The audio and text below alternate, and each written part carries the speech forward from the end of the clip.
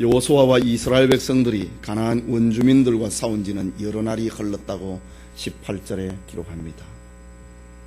여호수아서 11장은 7년 정도의 시간을 배경으로 하고 있습니다. 7년이라고 하는 기간은 갈렙의 나이로 우리가 추정을 해봅니다. 갈렙이 여호수아서 14장에 등장을 하는데, 갈렙이 가나안 땅을 정탐을 할 때가 출애굽 2년이었고 그의 나이가 40살이었다고 합니다. 그리고 전쟁이 끝이 나고 기업을 분배받을 때에 나에게 산지를 더 달라고 하였을 때 그의 나이가 85살이었다고 합니다. 그러니 40살에 정탐꾼으로 부름을 받았고 38년 동안에 가나안 행진을 하였고 그의 나이가 85살이 되었으니 가나안 정복전쟁은 7년 동안 계속된 셈이 되는 것입니다. 이 기간 동안에 가나안 땅에는 기브온 거민들 외에는 이스라엘과 화친을 하고 생존한 백성이 하나도 없었다고 합니다.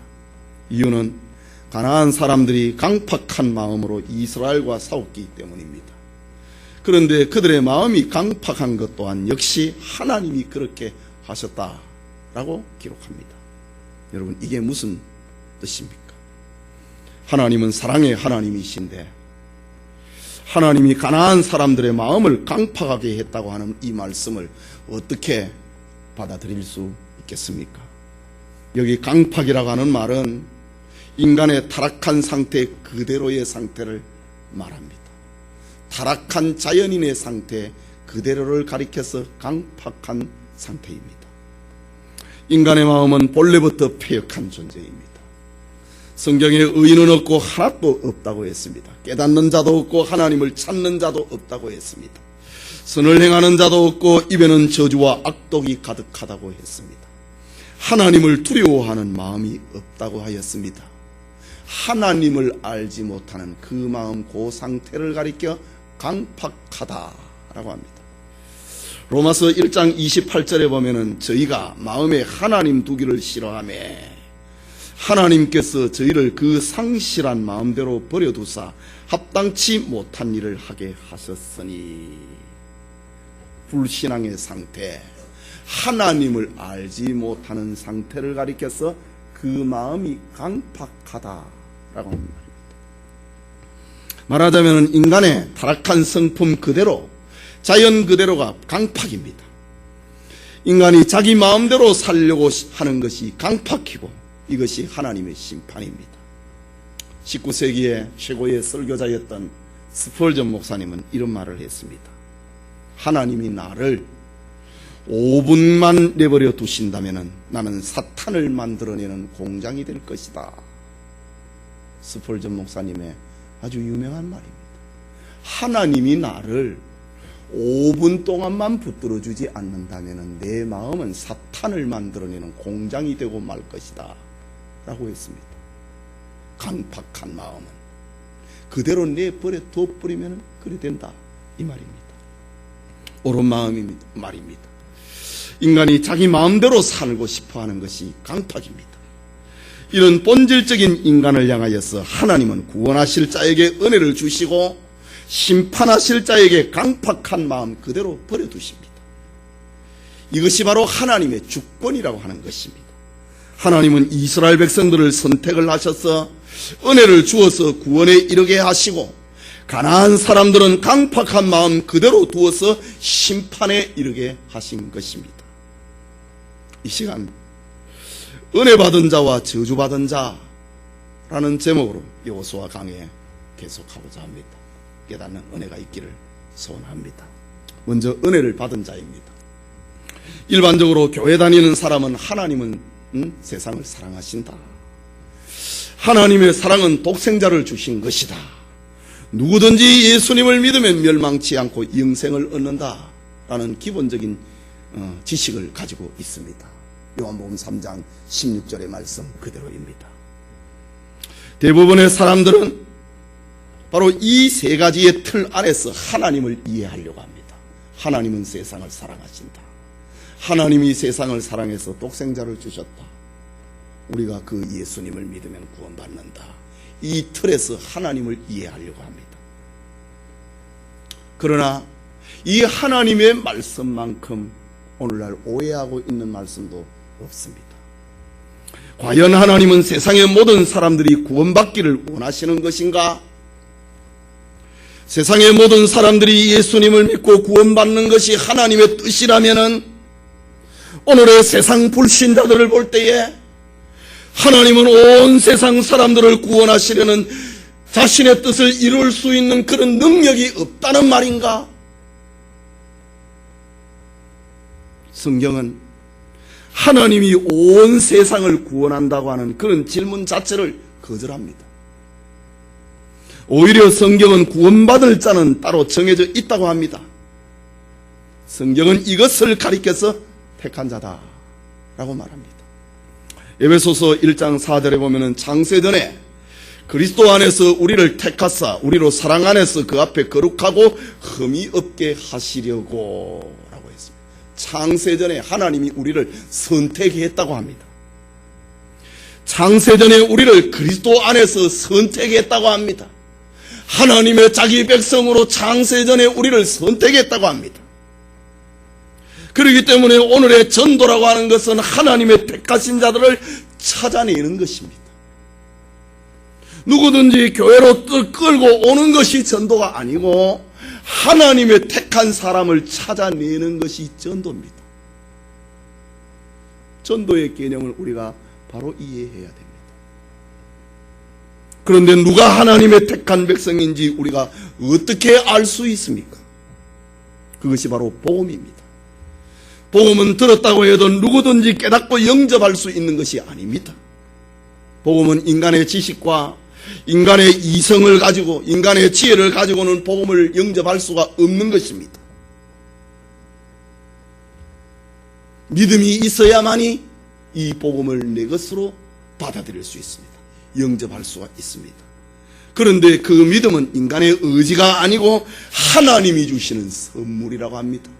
다시 말하자면 하나님이 주신 선물, 믿음이라고 하는 선물을 우리가 받아야 복음을 들을 때 그것을 내 것으로 받아들일 수 있다는 말입니다. 하나님의 은혜를 받은 사람만이 복음을 깨달을 수 있고 복음을 내 것으로 영접할 수가 있는 것입니다. 다시 말을 하자면 복음이 증거되는 그 현장에서 하나님의 은혜를 받은 사람은 복음을 받지만은 은혜를 받지 못하는 사람은 복음을 거부할 수밖에 없습니다. 내가 전도를 했다. 그것을 마음으로 간합을 하고 내가 교회 가겠다. 이게 택한 백성을 찾아내는 겁니다. 전도를 하는데 나한테 그런 소리 하지 마세요. 불택자라는 말입니다. 복음이 전해지는 현장은 누가 택한 사람인지 누가 불택자인지를 드러나게 만드는 현장입니다. 그래서 사도 바울이 1차, 2차, 3차 전도 여행을 다닐 때에 복음을 전하면 둘로 딱 갈라집니다. 복음을 영접하는 사람과 복음을 거절하는 사람. 그러나 하나님 앞에 영생 주시기로 작정된 자들은 저 비시디아의 안디옥의 바울의 설교를 보면은 하나님께서 영생 주시기로 작정된 자들은 다 믿더라 라고 합니다. 이것이 전도입니다. 하나님의 택한 사람을 찾아내는 겁니다. 하나님의 택한 사람은 복음을 전할 때 그것을 받아들인다 이거지. 이걸 믿음입니다. 이 믿음은 하나님의 선물입니다. 인간의 지혜와 인간의 이성과 인간의 노력으로는 할 수 없는 것입니다. 하나님의 은혜를 받은 사람만이 할 수 있는 것입니다. 그러니 목사는 하나님의 이 복음만을 전하기 위해서 세움을 입은 전도자이고, 목사가 교인을 사랑한다고 하는 이 말은 인간적인 것이 아니라 오직 이 복음만을 진실되게 드러내는 그것이 바로 목사가 성도를 사랑하는 것입니다. 목사의 성도 사랑은 복음을 바로 전하는 거기에 있는 것입니다. 그러나 세상은 이런 하나님의 사랑과 하나님의 선택을 이해하지를 못합니다. 세상이 이해하고 말하는 하나님의 사랑은 세상 사람들이 이해하려고 하는 신의 사랑은 차별이 없고 구별이 없고 모든 자를 사랑하고 모든 사람을 천국에 보내는 것이 세상이 알고 있는 하나님의 모습입니다. 세상 사람들이 가지고 있는 종교가 전부 그것입니다.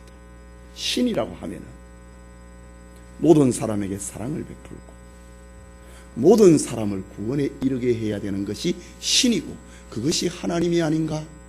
사람들은 지금도 그렇게 생각합니다. 그렇기 때문에 하나님의 선택이라고 하는 말에 대해서는 귀를 막아버립니다. 내가 알고 있는 상식으로, 내가 알고 있는 이성으로 하나님은 그런 하나님은 아니라는 것이죠. 이것이 바로 인본주의 신앙관입니다. 오늘 본문을 보십시다. 18절에서 20절을 다시 보면은 여호수아가 그 모든 왕과 세운 지는 여러 날이라. 기브온 거민 히위 사람 외에는 이스라엘 자손과 화친한 성읍이 하나도 없고 다 이스라엘 자손에게 쳐서 취한 바 되었으니 20절 같이 읽읍시다. 그들의 마음이 강팍하여 이스라엘을 대적하여 싸우러 온 것은 여호와께서 그리하게 하신 것이라. 그들로 저주받은 자 되게 하여 은혜를 입지 못하게 하시고 여호와께서 모세에게 명하신 대로 진멸하려 하심이었더라. 이게 하나님의 말씀입니다. 이것이 우리의 이성을, 우리의 생각을 초월하고 있는 하나님의 모습입니다. 일반적인 우리의 생각은 가나안 거민들이 진멸을 당한 것은 그들의 죄의 결과라고 생각을 합니다. 저들은 기브온 거민들처럼 이스라엘을 향하여서 항복을 하지 아니하였고 자기의 힘만 믿고 버텼기 때문에 결국 하나님에 의해서 진멸을 당했다고 우리는 윤리적으로 생각을 자꾸 하려고 합니다. 그들이 진멸을 당하는 것은, 그들이 망하는 것은, 가나안 사람들이 망하는 것은 하나님의 뜻이 아니고 이스라엘 백성들에게 항복을 하지 않았다고 하는 윤리적인 이유 때문에 저들이 망했다, 이렇게 생각을 합니다. 이렇게 해야 사람이 가지고 있는, 인간 이성이 가지고 있는 하나님의 사랑을 이해할 수 있기 때문에 자꾸 그렇게 생각한다. 가나안 사람들이 멸망을 당하는 것은 하나님의 뜻이라기보다는 그들의 행동의 악한 결과라고 해야 자비하신 하나님의 성품에 손상이 가지 않지. 그래서 자꾸만 가나안 사람들이 악해서, 도덕적으로 악해서 하나님에게 돌아오지 아니했어. 이스라엘을 대적해서 저들이 망했다. 사람들은, 교회 다니는 신자들은 하나님의 사랑에, 하나님의 신격에 손상을 가지 않으려고 자꾸 그렇게 생각한다. 그런데 그게 아니라고 오늘 성경은 말을 하고 있습니다. 오늘 우리의 생각을 당황스럽게 만드는 말씀이 바로 20절의 말씀입니다. 그들의 마음이 강팍하여 이스라엘을 대적하여 싸우러 온 것은 여호와께서 그리하게 하신 것이라. 가나안의 부족들이 히위 족속 외에 다 망한 것이, 우리는 자꾸 하나님을 도전해갖고 저들이 망했다, 이렇게 생각하고 싶어 하지만은, 그러나 성경은 하나님께서 그리하게 만들었다 라고 말을 합니다. 이건 우리의 이성을 깨버리는 겁니다. 우리의 하나님 신앙관을 깨어버리는 겁니다.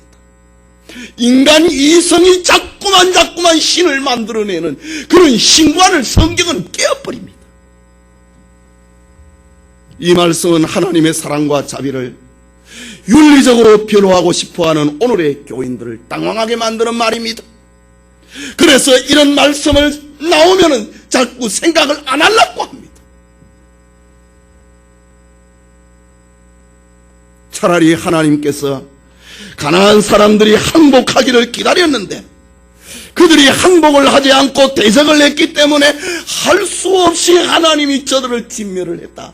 사람들은 이렇게 하나님을 생각하고 싶어 한다 이거지. 인간적으로 모든 문제가 막힘이 없이 풀려지기를 원하는 것이 오늘의 교인들의 모습입니다. 내가 생각하기에 하나님은 이런 분이라 해야지. 하나님은 가나안 사람들을 구원하려고 했는데 가나안 사람들이 자꾸 악해갖고 하나님이 버렸다. 그래서 하나님에게 그 원인을 돌리지 않으려고 하는, 이것이 오늘의 교인들이 가지고 있는 하나님의 성품입니다. 그런데 오늘 성경은 이런 것을 단호하게 거절해버리고 맙니다. 성경은 이런 인간의 윤리와 이성적인 타협을 거절합니다. 성경은 이 모든 것이 여호와께서 그리하신 것이라고 끝을 내버립니다. 이 말씀은 하나님을 변호하고자 하는 이성적이고 윤리적인 교인들을 당황스럽게 난처하게 만들어버리고 맙니다. 그리고 20절 하반절에 보면은 그들로 저주받은 자 되게 하여 은혜를 입지 못하게 하시고 여호와께서 모세에게 명하신 대로 진멸하려 하심이었더라. 하나님이 가나안 사람들을 저주받은 자 되게 하셨고 은혜를 입지 못한 자가 하나님이 그렇게 해버렸다 라는 말입니다. 이것이 성경에서 말하고 있는 바른 하나님 관입니다. 결국 이스라엘과 기브온의 구원과 이스라엘 백성들이 하나님 앞에 구원을 받고 가나안의 여러 부족들 가운데 기브온 사람들만 구원을 받은 것은, 그리고 가나안 사람들이 멸망을 받은 것은 모든 것이 하나님의 계획이었다고 하는 말입니다. 하나님의 계획이었다. 아예 하나님이 가나안으로 하여금 은혜를 입지 못하도록 저주받은 자 되게 하나님이 그렇게 만들어버렸다. 상실한 대로, 강팍한 마음대로 그냥 내버려 두어버렸다. 모든 것이 하나님에게 있다고 합니다. 그렇다면 가나안 사람들이 진멸을 당한, 멸망을 당한 한 사람도 살아남지 못한 이유가 무엇인가? 이스라엘과 싸우려고 한 괘씸죄에 걸려서가 아닙니다. 처음부터 하나님의 계획 속에서 이루어져 버린 일이라는 말입니다. 저들은 아예 처음부터 저주받은 백성이 되었다. 하나님의 은혜를 입지 못한 백성이 되어버렸다. 그러나 그 중에 기브온 사람만 하나님의 은혜를 입은 백성으로 만들었다. 이 하나님의 계획입니다. 이것이 인본주의 성도를 곤란하게 하는 것입니다. 인간의 상식으로 하나님을 이해를 하려고 하고 윤리적으로 합리화시켜 나가려고 하는 이런 신자들을 막아서고 있는 말씀입니다. 인간을 이성으로 하나님을 이해를 하려고 하고 윤리적으로 하나님을 이해하려고 하는 것, 이 모든 것이 다 인간 중심의 종교관이고 인간 중심의 신앙관입니다. 오늘 본문은 분명하게 하나님이 가나안 사람들의 마음을 강팍하게 했다고 합니다. 그 이유는 가나안 사람으로 하여금 은혜를 입지 못하게 하기 위함이라고 합니다. 그 결과 가나안은 은혜를 입지 못한 사람으로 이스라엘 백성들과 기브온 사람들은 하나님의 은혜를 입을 자로 정해놓았다 라고 합니다. 그렇다면 은혜를 받고 은혜를 못 받고, 이것은 가나안 사람들에게도 이스라엘 백성들에게도 있는 것이 아닙니다. 은혜를 받고 은혜를 못 받고, 이것은 다 하나님에게 있는 것입니다.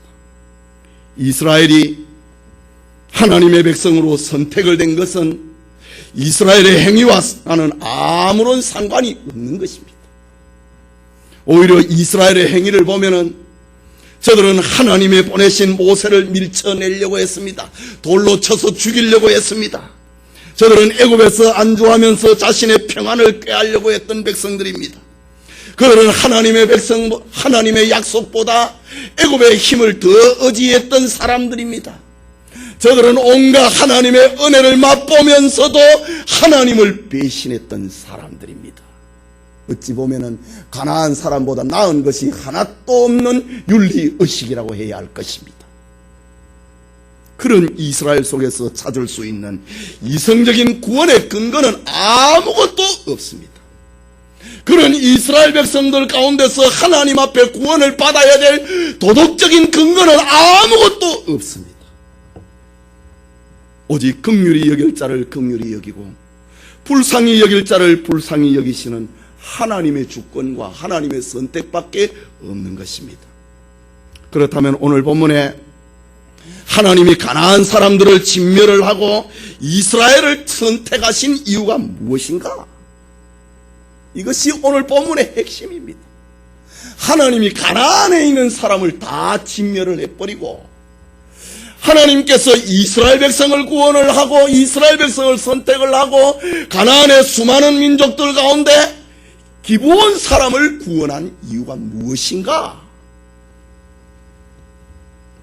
그것은 이스라엘을 통하여서 가나안의 죄를, 인간의 죄를 드러내고자 함입니다.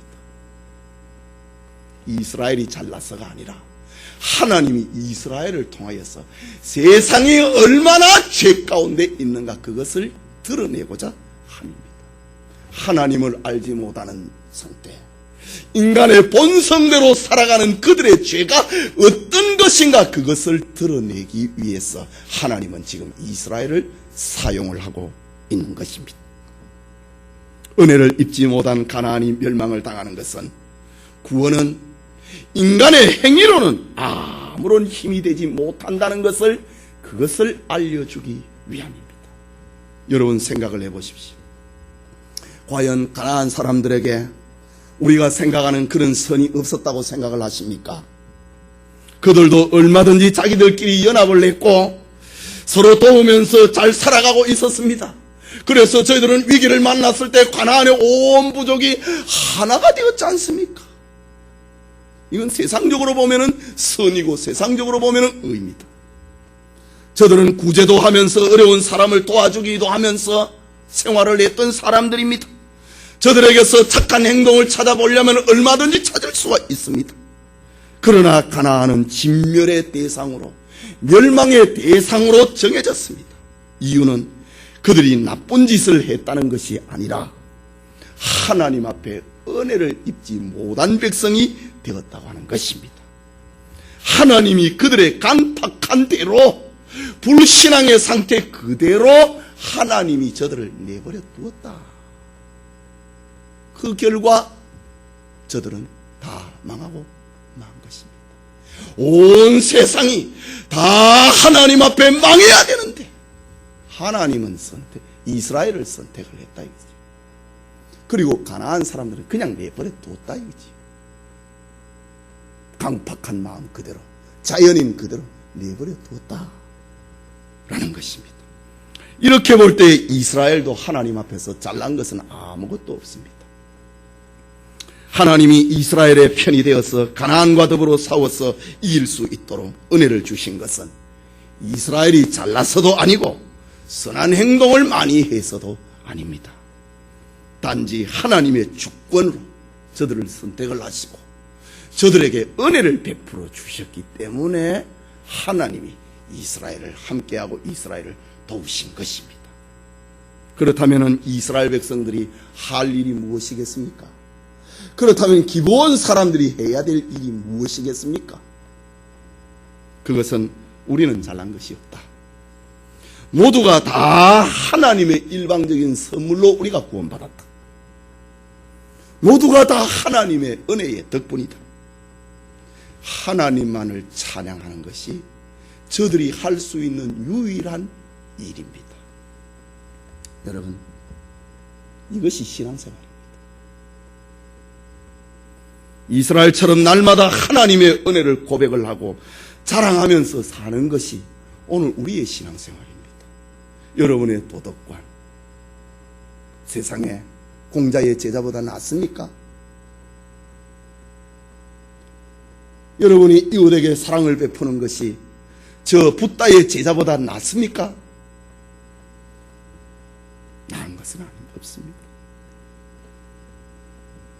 오직 하나님의 사랑이, 하나님의 선택이, 하나님이 이스라엘을 선택을 했고 가나안 사람들은 상실한 마음 그대로, 강팍한 마음대로 내버려 둔 것입니다. 그러니 우리의 구원은 오직 하나님에게 있는 것입니다. 이스라엘 백성들이 그랬던 것처럼 오늘 우리가 할 수 있는 것은 한 가지밖에 없습니다. 나도 저 불신앙의 사람들처럼 망해야 되는데 내가 하나님의 은혜로 구원받았다. 이것만을 노래하고 이것만을 찬양하는 것이 우리가 할 수 있는 유일한 일입니다. 하나님은 이 목적을 위하여서 이스라엘을 사용을 하셨고 가나안 사람들을 다 진멸을 하셨습니다. 20절 다시 보십시오. 그들의 마음이 강박하여 이스라엘을 대적하여 싸우러 온 것은 여호와께서 그리하게 하신 것이라.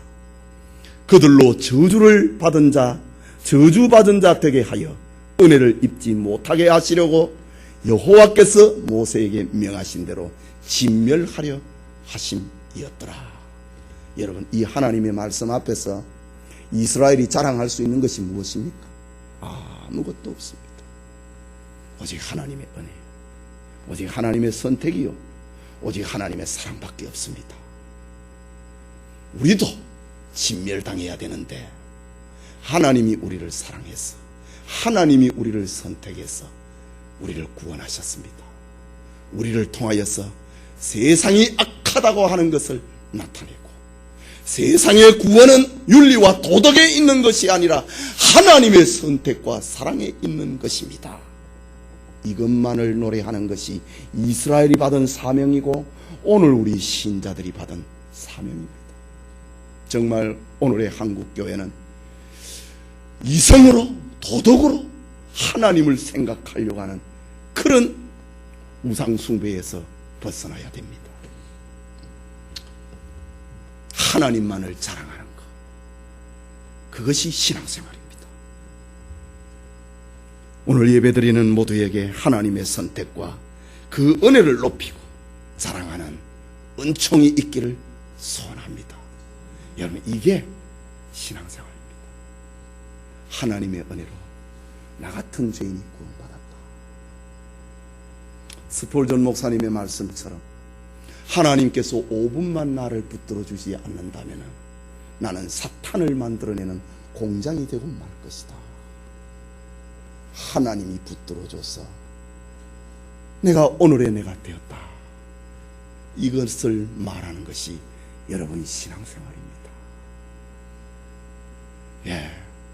구제를 많이 하고 봉사를 많이 하고 그게 신앙생활가 아닙니다. 그는 다 그 다음에 따라오는 겁니다. 모든 것이 하나님의 은혜입니다. 이게 진짜 그리스도인입니다. 열심히 봉사하고 자기를 드러내려고 하는 것, 그리스도인 아닙니다. 오늘 이스라엘 백성들, 하나님 앞에 있는 이스라엘을 보십시오. 우리가 했던 거 하나도 없습니다. 하나님이 하셨다. 하나님이 우리를 선택을 하셨고, 하나님이 저 가나안 사람들을 강팍한 대로 내버려 두고 저들을 저주받은 자가 되게 하고 하나님의 은혜를 입지 못하도록 내버렸다. 그래서 모세의 말씀대로 저들은 다 진멸을 당했다. 이것입니다. 우리가 하나님 앞에 자랑할 수 있는 거 아무것도 없다고 하는 것입니다. 이게 진짜 그리스도인의 신앙생활입니다. 둘째로, 저주받은 자가 있습니다. 본문 20절에 그들의 마음이 강팍하여 이스라엘을 대적하여 싸우러 온 것은 여호와께서 그리하게 하신 것이라. 그들로 저주받은 자 되게 하여 은혜를 입지 못하게 하시고 여호와께서 모세에게 명하신 대로 진멸하려 하심이었더라 라고 합니다. 여기 강팍이라고 하는 말과 연결되는 말이 저주받은 자라는 말입니다. 하나님을 알지 못하는 그 자체가 저주받은 상태입니다. 하나님을 알지 못하는 그 자체가 하나님의 심판 아래 있는 것입니다. 서두에 살펴본 것처럼 가나안 사람들은 부패한 마음 그대로, 죄인된 마음 그대로, 저주를 받은 마음 그대로, 하나님의 은혜를 입지 못한 그대로 하나님은 내버려 두셨습니다. 이유는 여호와께서 모세에게 명하신 대로 그들을 진멸하기 위함이었더라. 오늘 본문의 말씀과 짝을 이루고 있는 말씀이 로마서 9장 15절과 16절의 말씀입니다. 모세에게 이르시되 내가 긍휼히 여길 자를 긍휼히 여기고 불쌍히 여길 자를 불쌍히 여기리라 하셨은즉 그런즉 원하는 자로 말미암음도 아니요 다른 박질하는 자로 말미암음도 아니요 오직 긍휼히 여기시는 하나님으로 말미암음이라. 이 말은 내가 구원받고 싶다고 해서 구원받는 거 아니라 이지. 내가 하나님 앞에 용서를 받고 싶다고 해서 용서받는 게 아니라는 말입니다. 하나님이 내가 긍휼히 여길 자를 긍휼히 여기고 하나님의 주권입니다. 내가 불쌍히 여길 자를 불쌍히 여기리라 하셨으니 그런즉 원하는 자로 말미암음도 아니고 다름질하는 자로 말미암음도 아니요 암만 노력하고 암만 소원한다고 해서 되는 게 아니라는 말입니다. 오직 긍휼히 여기시는 하나님으로 말미암음이라 라고 했습니다. 말하자면 구원은 인간의 노력과 인간의 소원에 있는 것이 아니라 하나님에게 있다는 말입니다. 이것을 보여주기 위해서 하나님은 오늘 본문에 가나안 사람들의 마음을 강팍한 대로 저주를 받은 대로 은혜를 받지 못한 상태로 내버려뒀다. 하나님의 마음을 알리기 위해 내가 긍휼히 여길 자를 긍휼히 여기고 내가 불쌍히 여길 자를 불쌍히 여기는 그 상징적인 케이스가 바로 가나안 사람들이었다. 긍휼히 여길 자 이스라엘 백성, 기브온 백성, 그리고 긍휼히 여기지 않을 자, 버릴 자 가나안 사람들이었다. 이 말입니다. 하지만 사람들은 이 오묘한 하나님의 구원 계획을 알지 못합니다. 그래서 사람들은 자신의 행위를 보면서 인간의 행위를 보면서 하나님의 긍휼과 하나님의 사랑과 하나님의 자비와 하나님의 은혜를 판단을 하려고 합니다. 사람들은 긍휼히 입을 자, 사랑을 받을 자, 은혜가 주어질 자, 이 모든 것의 근거를 인간의 행위에다가 둡니다. 그래서 저 사람을 보면 구원받을 만하다. 저 사람은 참 복받을 만하다. 이 사람의 생각입니다. 이것이 바로 인간 스스로가 하나님을 선택을 하는 사고방식입니다. 내가 보니까 저 사람은 구원받을 만하다. 이거는 하나님을 내가 선택합니다. 저 사람을 구원할 정도가 되니 진짜 하나님이라는 겁니다. 사람들은 생각합니다. 선택의 조건이라고 생각되는 착한 행동들, 그리고 종교적인 여러 행동들을 가지고 있으면 하나님은 자기를 선택할 것이다. 하나님은 저 사람은 선택할 것이다. 종교적인 행동을 가지고 있으면 말입니다. 그래 생각합니다. 사람들은 일방적인 하나님의 주권적인 선택을 받아들이는 것이 아니라 하나님이 자기를 선택하도록 하고야 말겠다고 하는 그런 마음을 가지고 신앙생활을 한다 이거지. 하나님이 내 같은 사람은 선택할 것이다. 그래서 열심히 한다.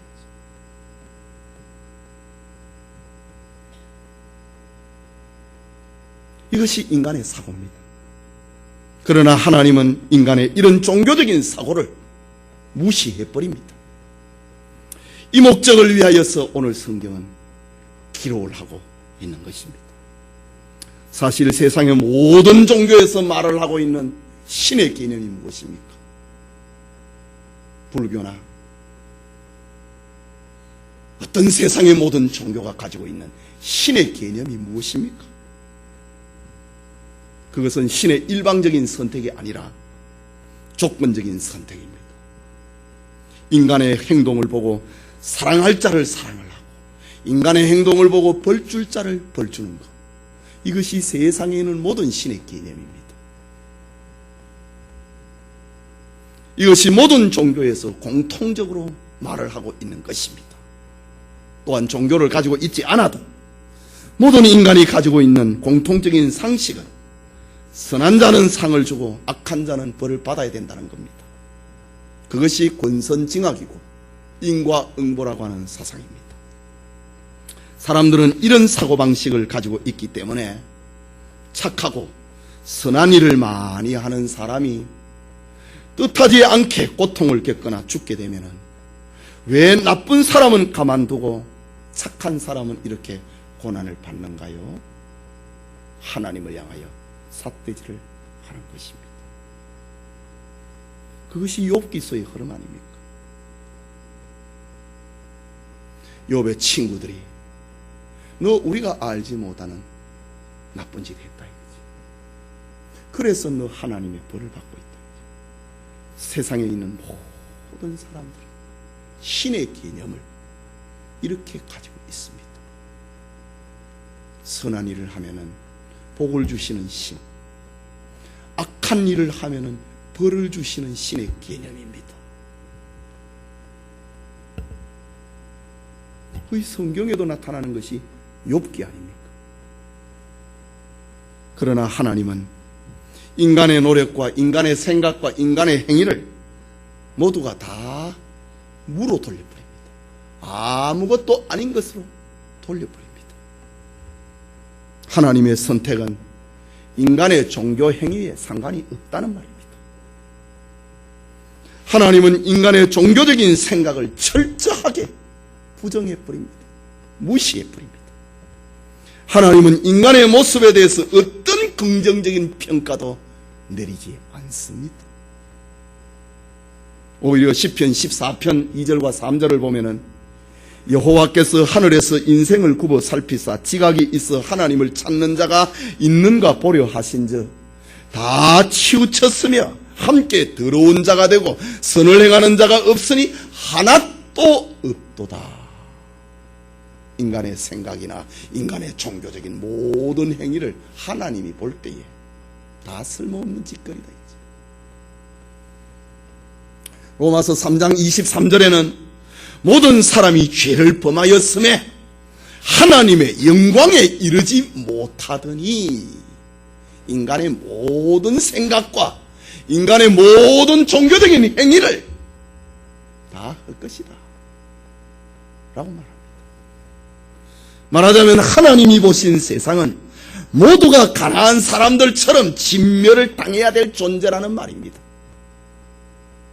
구원은 우리의 소관이 아니라 오직 하나님의 은혜로 주어지는 것인데, 하나님의 은혜를 입은 사람이라고 하는 것은 인간의 윤리관에 따라서, 인간의 도덕에 따라서 양심을 기준으로 임하는 것이 아니라 하나님의 주권에 있는 것입니다. 그래서 은혜를 하나님의 선물이다. 에베소서 2장 8절에는 그렇게 기록합니다. 이렇게 말하면 어떤 사람들은 그러면은 사람이 믿고 싶고 은혜를 받고 싶다고 해도 하나님이 주지 않으면은, 하나님이 은혜를 주지 않으면은 아무런 소용이 없다는 것입니까? 이렇게 질문할 수 있습니다. 맞습니다. 아무리 믿고 싶어도, 아무리 구원받고 싶어도 하나님이 허락하지 않으면 안 되는 것입니다. 아무리 인간이 원한다고 해도 받을 수 없는 것이 하나님의 은혜입니다. 그런데 우리가 그 전에 생각해야 될 것이 있습니다. 과연 어떤 사람이 그리스도를 믿고 싶어 하는가 이 말입니다. 과연 어떤 사람이 그리스도의 은혜를 받고 싶어 하는가 이 말입니다. 아무도 없습니다. 하나님을 찾는 자가 있는가 보려 하신즉 하나도 없더라. 이것이 이 세상이 하나님 앞에 진멸받아야 될 이유입니다. 여러분, 이 세상에서 왜 하나님을 찾는 자가 없을까요? 이유는 그리스도를 믿는다고 하는 것은 주님이 가신 길을 나도 따라가야 되기 때문입니다. 주님이 가신 길이 사람의 눈으로 볼 때 성공의 길이 아니고 좁은 길이기 때문에 아무도 오려고 안 한다, 이 말입니다. 왜? 세상의 가치관을 가지고 이성의 눈을 가지고 신자가 된다, 하나님을 믿는 사람이 된다, 이것은 손해가 되기 때문에 안 한다 이거지. 그래서 하나님을 찾는 자가 있는가 보려 하신즉 하나도 없더라, 이 말입니다. 하나님을 믿는 것이 손해가 되는 것처럼 세상은 보입니다. 그래서 저 불신자들이 교회 안 오는 겁니다. 교회 오면은 자기의 가게가 손해가 되고, 교회 오면은 가정 화목에 손해가 되고, 교회 오면은 자기의 어떤 봉사 활동에 건강 활동에 손해가 되기 때문에 그 시간에 내가 자는 것이 낫지, 그 시간에 목욕탕 가는 게 낫지, 아니면 그 시간에 쇼핑 가는 게 낫지, 이렇게 생각을 하기 때문에 교회 안 온다 이거지. 그래서 하나님을 찾는 자가 있는가 보려 하신즉 하나도 없더라 라고 했습니다. 이유는 하나님을 믿는 것이 실패로 보이기 때문에, 손해되는 것처럼 보이기 때문에 그렇습니다. 반대로 그리스도의 은혜를 받은 사람은 그리스도를 닮아가는 사람이 되는 것입니다. 이것이 하나님의 은혜입니다. 그러니 누가 이 하나님의 은혜를 받고 싶어 하겠습니까?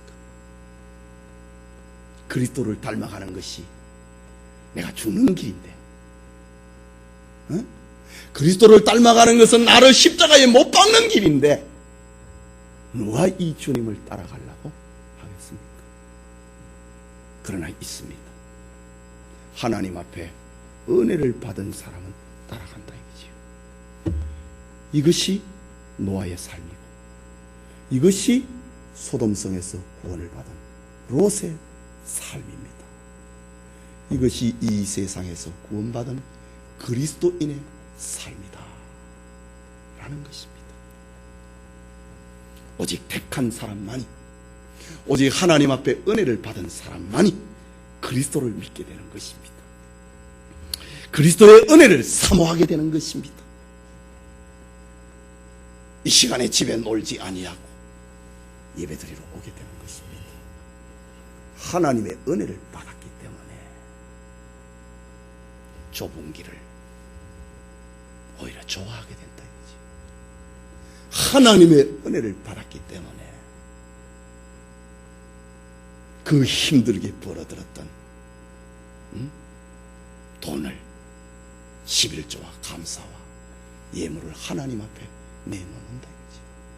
하나님의 은혜를 받지 않으면 못하는 것입니다.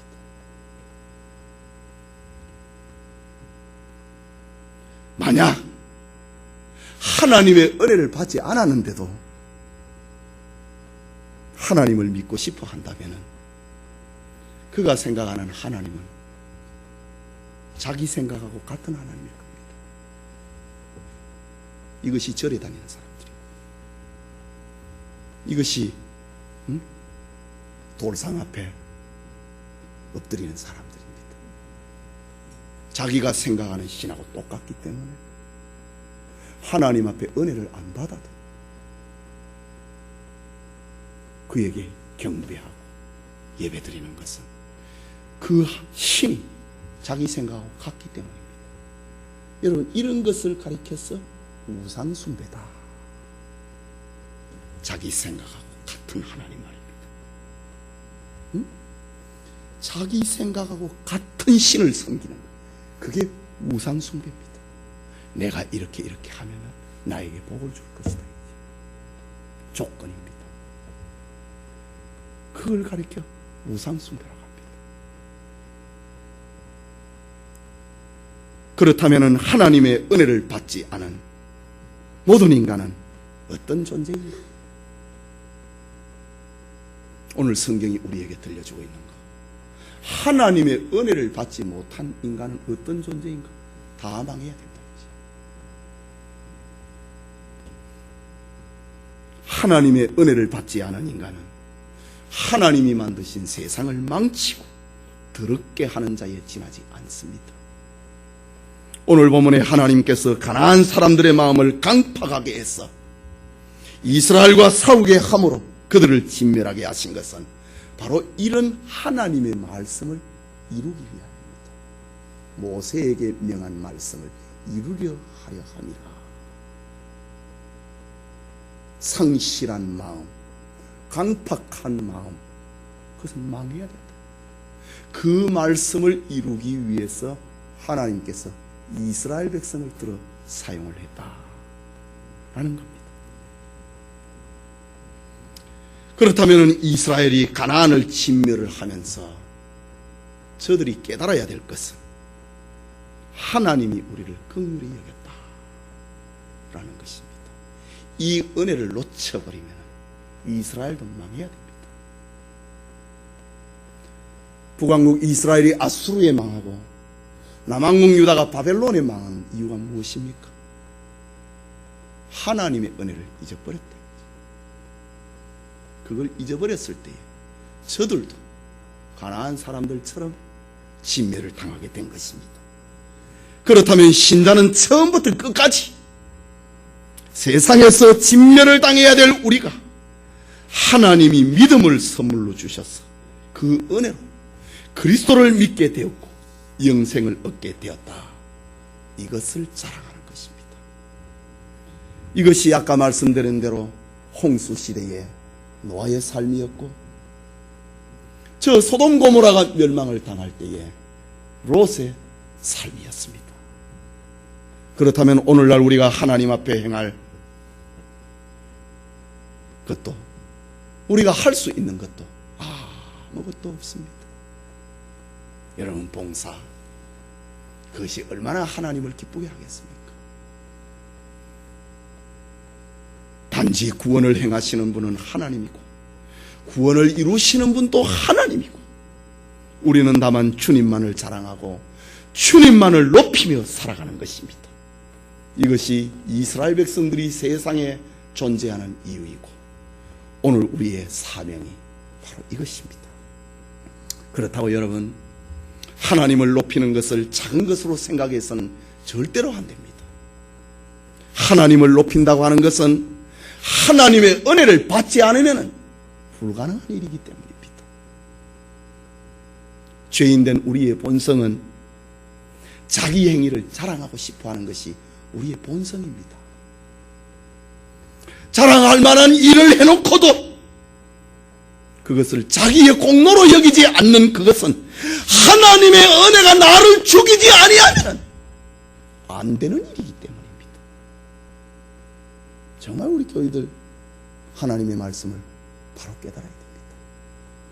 여러분, 여러분의 삶에서 하나님의 은혜입니다. 하나님을 자랑하고 하나님을 높이는 것, 이것이 절대로 작은 일이 아닙니다. 하나님의 은혜를 받지 아니하면 나를 자랑하고 싶어서 못 견디게 돼 있습니다.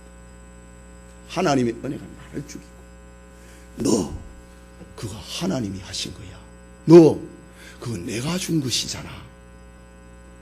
헌금을 해도, 봉사를 해도, 휴가를 내어서 여름 성경학과를 해도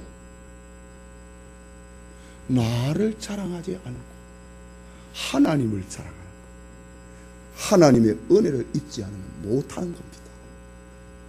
하나님의 은혜를 입지 않는 본성은 나를 자랑하고 싶어서 못 견디는 겁니다. 이것이 가난한 사람들입니다. 그러나 이스라엘은 하고도 하나님의 은혜입니다. 수고하고도 하나님으로부터 온 것입니다. 이게 이스라엘이고, 이게 그리스도인의 모습입니다. 열심을 내고 교회에 대해서 일을 통해서 택한 자인가 택하지 않은 자인가 구분할 길이 없습니다. 여러분, 교회 봉사 많이 한다고, 헌금 많이 한다고 택한 자 불택자 구분할 수 없습니다. 그럼 헌금 못하는 사람은 불택자입니까? 아닙니다. 택자인지 불택자인지 그 구분은 수고를 하고도 내가 한 게 아니라 하나님이 은혜 주신 것입니다. 이것이 하나님의 택함을 받은 성도의 특징입니다. 여러분, 정말 바로 깨달아야 됩니다. 열심히 봉사, 헌금 많이 하고 그거 가지고 택자 불택자 구분 안 됩니다.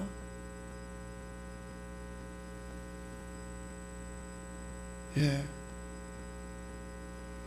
정말 택자는 하나님의 은혜를 받은 사람은 내가 하고 내가 안 했다 하는 겁니다. 하나님이 했다 하는 겁니다. 그것이 이스라엘의 존재 이유고 오늘 그리스도인의 삶의 모습입니다. 우리의 삶에 있어서 하나님을 높일 수 있는, 내가 봉사를 열심히 하고 나는 해야 할 일을 했을 뿐이라고 하는 그런 정말 진실한 성도들이, 우리 영천의 교우들이 되기를 소원합니다. 성도 여러분, 하나님이 만약 이스라엘에게 가나안 땅을 주시고 잘 살게 하는 것이 이스라엘을 선택을 하고 애굽에서 구원하게 하신 목적이었다면 가나안 사람들을 이렇게 진멸해야 될 이유가 어디에 있습니까?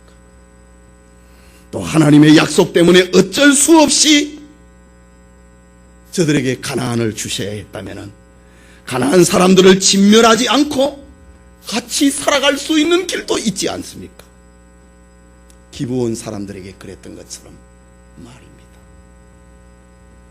하지만 하나님은 이스라엘을 선택을 하시고 이스라엘에게 은혜를 주실 때부터 하나님의 관심은 이스라엘의 축복이 아니었습니다. 애굽에 종살이하는 이스라엘이 안쓰러워서 그들을 애굽에서 나오게 하시고 가나안 땅에 들어가게 하신 것이 하나님의 목적이 아닙니다. 사실 이스라엘이 애굽에서 종살이하게 된 것도 하나님이 그렇게 하게 하신 겁니다. 그리고 세상에 고생하는 민족이 어디 이스라엘 백성들밖에 없었습니까? 오늘 우리가 깨달아야 될 말씀은 하나님은 이스라엘의 삶과 영토와 축복에 관심을 두고 있지 않다는 것입니다. 이스라엘이 좋은 땅을 차지하고 풍족하게 잘 살게 하는 것이 하나님의 1차적인 관심이 아니라는 것입니다. 그것은 저 뒤에 따라오는 것입니다. 하나님이 이스라엘을 세상에 들어서 사용하는 것은 이스라엘을 통하여서 하나님의 은혜가 어떻다고 하는 것, 그것을 알리기 위함입니다.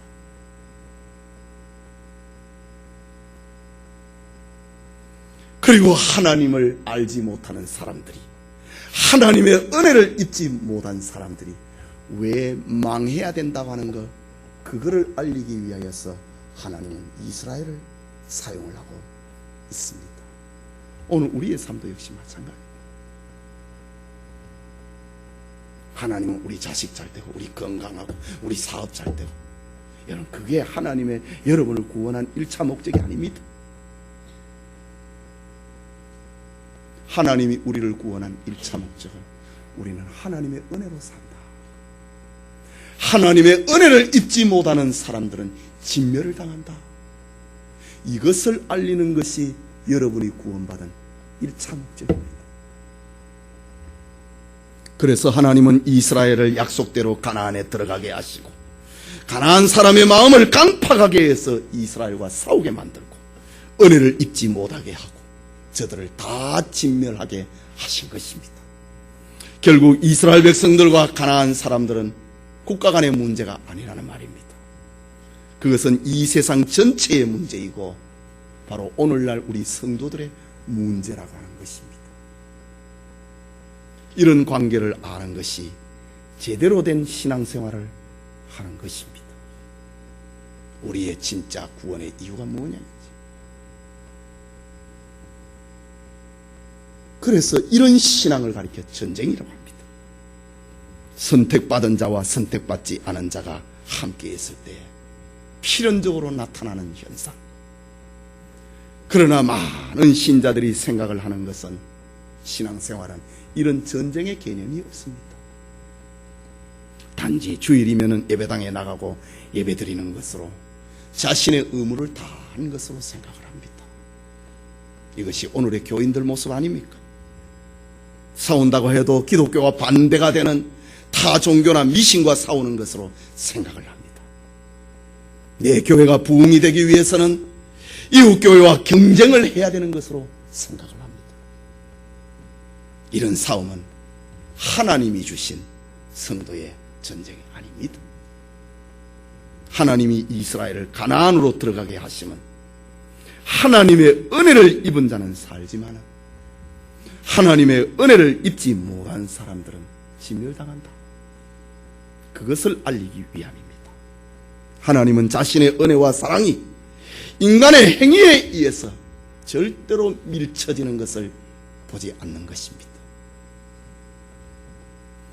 인간의 행위에 의해서 하나님의 선택이 밀쳐지는 것, 용납하지 않는 것이 하나님입니다. 그거를 보여주는 것이 가나안 사람들은 강팍한 대로 저주를 받은 자가 되고 은혜를 입지 못하게 하고 다 진멸되었다 라는 겁니다. 진멸을 당한 가나안 사람들의 특징은 이스라엘 사람들보다 나쁜 짓을 더 많이 했기 때문도 아닙니다. 저들은 하나님의 사랑과 은혜를 받지 못한 자가 되었기 때문입니다. 아들까지 아끼지 않고 내어주신 하나님의 사랑과 은혜를 무시를 하고 자기의 행위와 자기 스스로의 힘과 의지를 믿고 사는 강팍한 마음을 하나님이 용납하지 않는 것을 보여주신 사건입니다. 그렇다면 하나님의 선택과 은혜를 입은 이들이 모이는 교회는 철저하게 하나님의 사랑만 높이고 주님의 은혜만을 자랑하는 것입니다. 그리스도의 피의 은혜만 높여지기 위해서 필연적으로 인간의 행위를 무시해버리고 마는 것이 진짜 교회의 모습입니다. 참된 신자의 전쟁이라고 하는 것은 아들까지 아끼지 않고 내어주신 하나님의 사랑과 자비하심을 지켜내는 것, 이게 영적 전쟁입니다. 뭐 이단과 싸우는 그거는 그게 아닙니다. 정말 본질적인 영적 전쟁은 내 안에 하나님의 사랑을, 하나님의 은혜를 지키는 것, 그게 영적 전쟁입니다.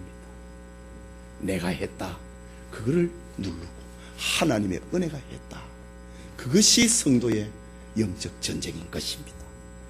내 모든 것을 포기하더라도 하나님의 은혜가 짓밟히는 것에 대해서는 용납하지 않는 각오로 사는 것, 그것을 가리켜 영적 전쟁이다 라고 하는 것입니다.